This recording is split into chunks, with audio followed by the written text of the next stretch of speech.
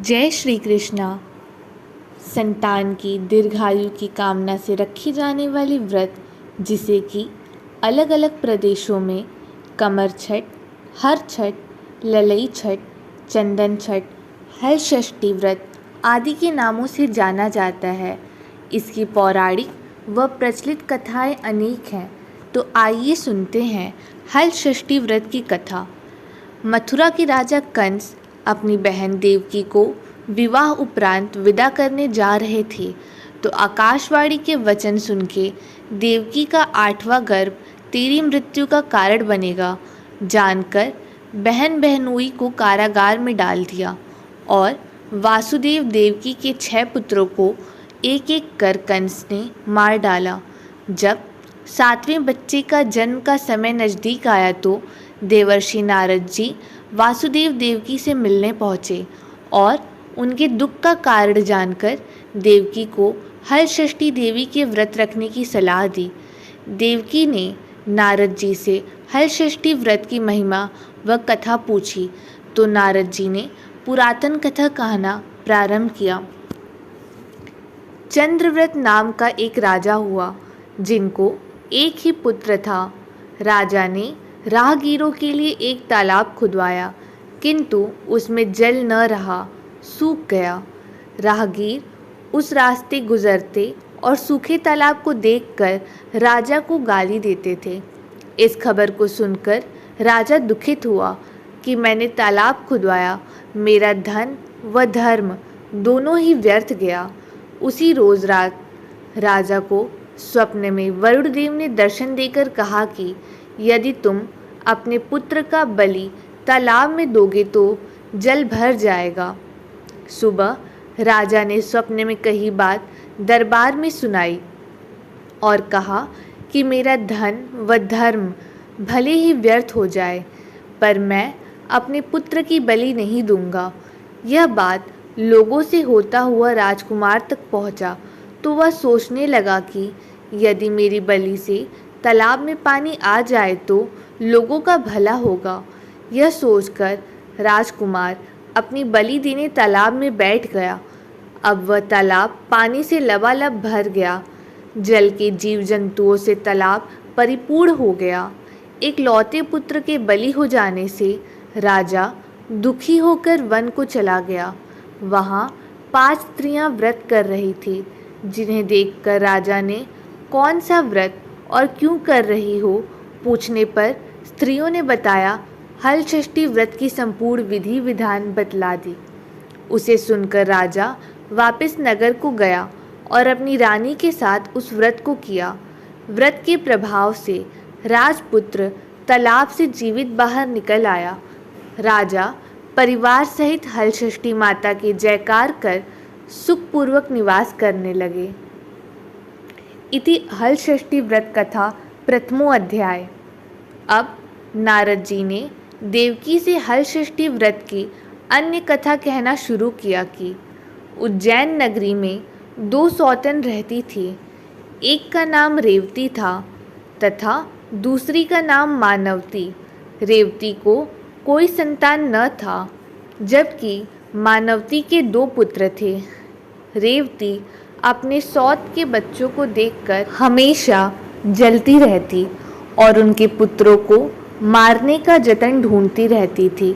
एक दिन उन्होंने मानवती को बुलाकर कहा कि बहन, आज तुम्हारे मायके से कुछ राहगीर मुझसे मिले थे। उन्होंने बताया कि तुम्हारे पिताजी बहुत बीमार हैं और वह तुम्हें देखना चाहते हैं। पिता की बीमारी को सुनकर मानवती दुखी हो गई।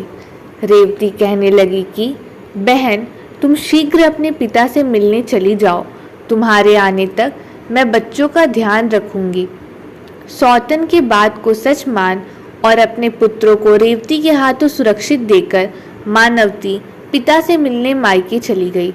अब रेवती बच्चों को मारने का अच्छा मौका जानकर उन दोनों बच्चों को मारकर जंगल में फेंक आई। इधर मानवती जब मायके पहुंची तो पिता को स्वस्थ देखकर पिता से अपनी सौतन की कही बातों को का कुशल क्षेम पूछती है।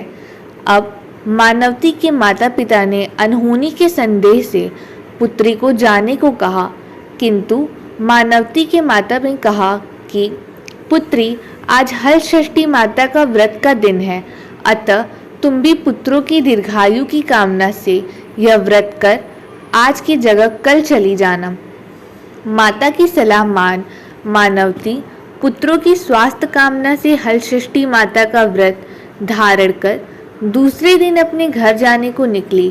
रास्ते में वहीं जंगल पड़ा और वहाँ अपने बच्चों को खेलते देख वह उनसे पूछती है कि तुम लोग यहाँ कैसे पहुँचे। तब पुत्रों ने बताया कि आपके चले जाने पर हमारी दूसरी माता रेवती ने हमें मारकर यहाँ फेंक दिया था, तभी एक दूसरी स्त्री ने हमें फिर से जिंदा कर दिया। अब मानवती को समझते देर न लगी कि यह सब माता हलषष्ठी की कृपा से संभव हुआ है, और माता की जयकार करती हुई घर को गई। नगर में मानवती के पुत्र को पुनः जीवित देख और माता हलषष्ठी की महिमा जान सभी स्त्रियां हलषष्ठी व्रत करने लगीं। हलषष्ठी व्रत कथा द्वितीय अध्याय। नारद जी ने देवकी से हलषष्ठी व्रत की कथा कहना प्रारंभ किया कि दक्षिण में एक सुंदर नगर है। वहाँ एक बनिया अपनी भार्या के साथ रहता था। दोनों पति पत्नी स्वभाव से बहुत अच्छे व संस्कारी थे। बनिया की पत्नी गर्भवती होती संतान को जन्म देती थी, किंतु भाग्यवश उनके संतान कुछ समयोपरांत मर जाते थे। इस प्रकार एक एक करके बनिया की पत्नी के 6 संतान मृत्यु को प्राप्त हो गए। इस कारण दोनों पति पत्नी बहुत दुखी होकर मरने के उद्देश्य लेकर घर से वन की ओर चले गए। वहाँ जंगल में एक साधु से उनकी भेंट हुई तो उन्होंने साधु से अपनी व्यथा कह सुनाई। साधु ने ध्यान लगाकर देखा कि बनिया के संतान कहाँ हैं। साधु ध्यान में यम, कुबेर, वरुण, इंद्र आदि लोक में ढूंढा, किंतु जब वहाँ बनिया के बच्चे नहीं दिखे तो साधु ब्रह्मलोक को गए। वहाँ साधु ने बनिया के सारे संतान को देखकर उन्हें अपने माता पिता के पास लौटने का आग्रह किया। बच्चों ने वापस लौटने से मना करते हुए कहा कि मुनिवर, इससे पूर्व हम कई बार जन्म ले चुके हैं। हम किस किस माता पिता को याद रख उनके पास जाएं। हम जन्म, मृत्यु और गर्भ के चक्कर से अब मुक्त हैं, अतः अब नहीं जाना चाहते हैं। तब साधु ने बनिया को दीर्घजीवी संतान प्राप्ति का उनसे उपाय पूछा। उन आत्माओं ने कहा कि यदि बनिया और उनकी पत्नी माता हलषष्ठी का व्रत रख पूजन कथा श्रवण कर अपने पुत्र को व्रतोपरांत जल से भीगा कपड़ा लगाए तो उनका वह बालक दीर्घजीवी होगा। उन आत्माओं से इस प्रकार सुन साधु ध्यान से वापस आकर बनिया से हलषष्ठी व्रत कथा नियम आदि को बताया। साधु से इस विधि विधान को सुन दोनों पति पत्नी घर को गए। समय उपरांत जब हलषष्ठी व्रत का दिन आया तो उन्होंने व्रत रखा व संतान प्राप्ति का वर मांगा। माता हलषष्ठी की कृपा से अब बनिया की पत्नी गर्भवती हुई और एक सुंदर संतान को जन्म दिया। अगले व्रत पर उन्होंने साधु के बताए अनुसार अपने पुत्र को पोता मारती है माता की कृपा से अब उनके संतान दीर्घायु को प्राप्त किया। बनिया का परिवार प्रसन्नता पूर्वक जीवन यापन करने लगा। इति हलषष्ठी व्रत कथा तृतीय अध्याय। एक बार राजा युधिष्ठिर ने भगवान श्री कृष्ण से अत्यंत शोक संतप्त भाव से कहा, हे देवकी नंदन, सुभद्रा अपने पुत्र अभिमन्यु के मरणोपरांत शोक संतप्त है। वह अभिमन्यु की भार्या उत्तरा के गर्भ की संतान भी ब्रह्म अस्त्र के तेज से दग्ध हो रही है, क्योंकि दुष्ट अश्वत्थामा ने गर्भ को निस्तेज कर दिया है। द्रौपदी भी अपने 5 पुत्रों के मारे जाने से अति दुखित है। अतः इस महादुख से उत्थान हेतु कोई उपाय बताए। तब श्री कृष्ण जी ने कहा, राजन, यदि उत्तरा मेरे बताए इस अपूर्व व्रत को करे तो गर्भ का निस्तेज शिशु पुनर्जीवित हो जाएगा।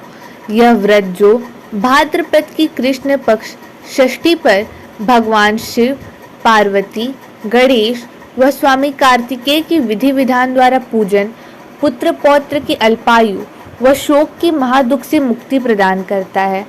इस व्रत के संदर्भ में श्री कृष्ण जी ने राधा युधिष्ठिर को कथा बतलाते हैं कि पूर्व काल में सुभद्र नाम का राजा था, जिनकी रानी का नाम सुवर्णा था। राजा रानी को एक हस्ती नामक पुत्र था।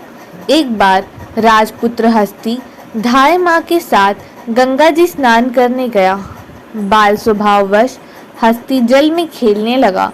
तभी एक ग्राह ने उसे खींचते हुए जल के अंदर ले गया। इसकी सूचना धाय माँ ने जाकर रानी सुवर्णा से कह सुनाई। इस पर रानी ने क्रोधवश धाय के पुत्र को धधकते हुए आग में डाल दिया। पुत्र शोक में व्याकुल धाय माँ निर्जन वन को चली गई और वन में एक सुनसान मंदिर के पास रहने लगी। वन में सूखा, तृण, धान्य, महुआ आदि जो मिलता खाती और मंदिर में विराजित शिव, पार्वती, गणेश जी की पूजन कर दिन व्यतीत करने लगी। इधर नगर में एक अद्भुत घटना घटित हुई कि धाय माँ का पुत्र आग की भट्टी से जीवित निकल आया और खेलने लगा। यह खबर पूरे नगर में फैलते हुए राजा रानी के पास पहुंची तो उन्होंने इस घटना के विषय में पुरोहितों से पूछा। तभी सौभाग्य से वहां दुर्वासा ऋषि पहुंचे। राजा रानी ने ऋषि का पूजन कर धाय पुत्र के जीवित हो जाने का कारण पूछा तो ऋषि ने कहा कि राजन, आपके डर से धाय माँ जंगल में एकांत होकर व्रत कर रही थी। यह सब उसी व्रत का प्रभाव है। अब राजा रानी सभी नगर वासियों के साथ ऋषि की अगुवाई में उस जंगल में धाय के पास उस व्रत के विषय में अधिक जानकारी पूछने गए। तब धाय ने कहा कि राजन, मैं पुत्र शोक से दुखित होकर यहाँ रहने लगी और यहाँ व्रत ग्रहण कर भगवान शिव, पार्वती, गणेश जी व स्वामी कार्तिकेय की पूजन कर सूखा, तृण, धान्य आदि खाकर रहने लगी। तब रात को मेरे स्वप्न में शिव परिवार के दर्शन हुए और उन्होंने कहा, तुम्हारा पुत्र जीवित हो जाएगा। अब रानी ने व्रत की विधि विधान को पूछा तो दुर्वासा जी ने हल षष्ठी व्रत की संपूर्ण विधि विधान बतलाया। राजा रानी ने हल षष्ठी व्रत की महिमा जानकर व्रत को किया। व्रत के प्रभाव से राजपुत्र हस्ती ग्राह के चंगुल से छूटकर खेलते हुए नगर आया। अपने पुत्र को पाकर राजा रानी सुखी हुए और धाय भी पुत्र के साथ प्रसन्न होकर निवास करने लगी। वहीं बालक हस्ती आगे चलकर परम प्रतापी हुआ और अपने नाम से हस्तिनापुर को बसाया। इस प्रकार भगवान श्री कृष्ण ने युधिष्ठिर से हल षष्ठी व्रत की महिमा का ज्ञान देते हुए कहा कि हल षष्ठी व्रत कथा पहले नारद जी से सुन। मेरी माता देवकी ने इस व्रत को सबसे पहले किया, जिसके प्रभाव से उनके आने वाले संतान की रक्षा हुई। अब भगवान श्री कृष्ण जी से सुन। युधिष्ठिर ने इस व्रत को उत्तरा द्वारा करवाया। व्रत के प्रभाव से उत्तरा का अश्वत्थामा द्वारा नष्ट हुआ गर्भ पुनर्जीवित हो गया तथा बालक का जन्म हुआ, जो कालांतर में राजा परीक्षित नाम से प्रसिद्ध हुआ। इति हल षष्ठी कृष्ण युधिष्ठिर संवाद कुशपलाश नाम व्रत कथा चतुर्थ अध्याय। प्राचीन काल में एक ग्वालीन थी। उसका प्रसव काल अत्यंत निकट था। एक ओर वह व्याकुल थी तो दूसरी ओर उसका मन गौरस बेचने में लगा हुआ था। उसने सोचा कि यदि मैंने गौरस नहीं बेचा तो यह गौरस यूं ही पड़ा रह जाएगा।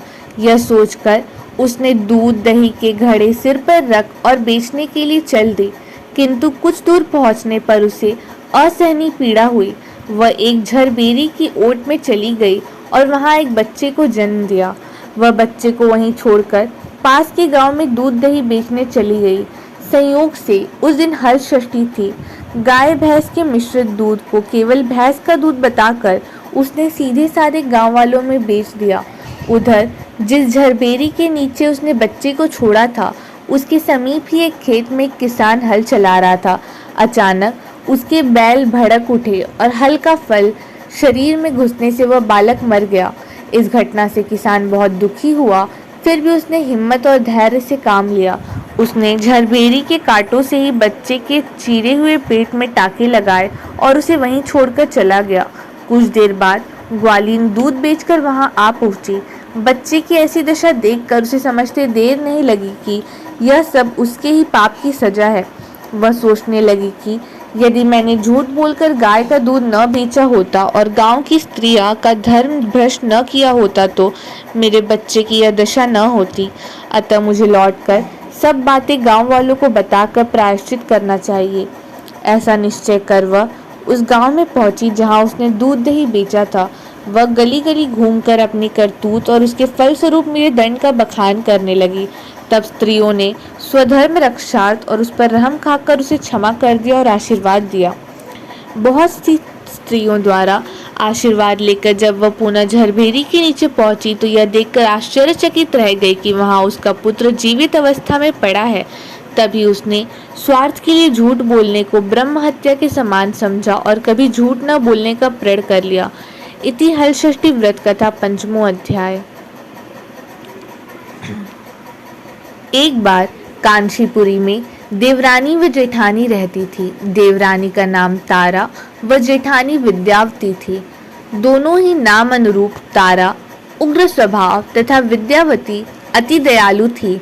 एक दिन दोनों ने ही खीर पका ठंडा करने के लिए खीर को आंगन में रख दिया और बातें करती अंदर बैठ गई। तभी 2 कुत्ते खीर देख खाने लगे। अब आवाज सुन दोनों देवरानी व जेठानी बाहर आई तो अपनी खीर को कुत्तों को खाते देखा। विद्यावती अपनी खीर को जूठन जान बचा शेष को भी कुत्ता के सामने पुनः डाल आई और तारा ने दूसरे कुत्ते को एक कमरे में बंद कर खूब मारने लगी। जैसे तैसे वह कुत्ता अपनी जान बचाकर बाहर भागा। दूसरे दिन दोनों कुत्ते एक जगह मिलते हैं और एक दूसरे का हाल पूछते हैं। इस पर विद्यावती के खीर खाने वाला कुत्ता कहता है कि वह स्त्री बहुत ही दयालु थी। उसने मुझे बाकी बची हुई खीर भी खाने को दी। ईश्वर करे कि जब मेरा दूसरा जन्म हो तो मैं उसी की संतान बनूं और उसकी खूब सेवा करूं। अब दूसरा कुत्ता कहता है कि मैं भी उसी औरत की संतान बनूं जिससे कि मैं उनसे बदला ले सकूं। उस दिन हलषष्ठी व्रत था। तारा की मार से बेदम वह कुत्ता मर गया। अगली हलषष्ठी व्रत के दिन तारा ने एक पुत्र को जन्म दिया। जन्म के बाद वह बालक अगली हलषष्ठी व्रत के दिन मर गया। इसी प्रकार तारा ने एक एक कर 5 पुत्र को जन्म दिया। उनका पुत्र 1 साल बाद हलषष्ठी व्रत के दिन मर जाता था, जिससे तारा दुखित होकर हलषष्ठी माता से प्रार्थना करने लगी। उसी रात सपने में तारा ने वही कुत्ते को देखा जो उसकी मार से मरा था। कुत्ते ने सपने में तारा से कहा कि मैं तुमसे बदला लेने के उद्देश्य से तुम्हारा पुत्र बनकर आता हूँ और मरकर पुनः आता हूँ। जब तारा ने अपने अपराधों के लिए क्षमा मांगी तो उस कुत्ते ने कहा कि तुम हलषष्ठी व्रत करो जिससे तुम्हें दीर्घजीवी पुत्र की प्राप्ति होगी। सपने में कही विधि अनुसार तारा ने अगली बार हलषष्ठी व्रत को किया और माता से आशीर्वाद मांगा। हलषष्ठी माता की कृपा से तारा ने दीर्घजीवी संतान को जन्म दिया और प्रसन्न पूर्वक जीवन यापन करने लगी। इधर विद्यावती ने भी हलषष्ठी व्रत की माता की कृपा से एक सुंदर सुशील पुत्र को जन्म दिया और सुखपूर्वक निवास करने लगी। इति हलषष्ठी व्रत कथा 6वां अध्याय।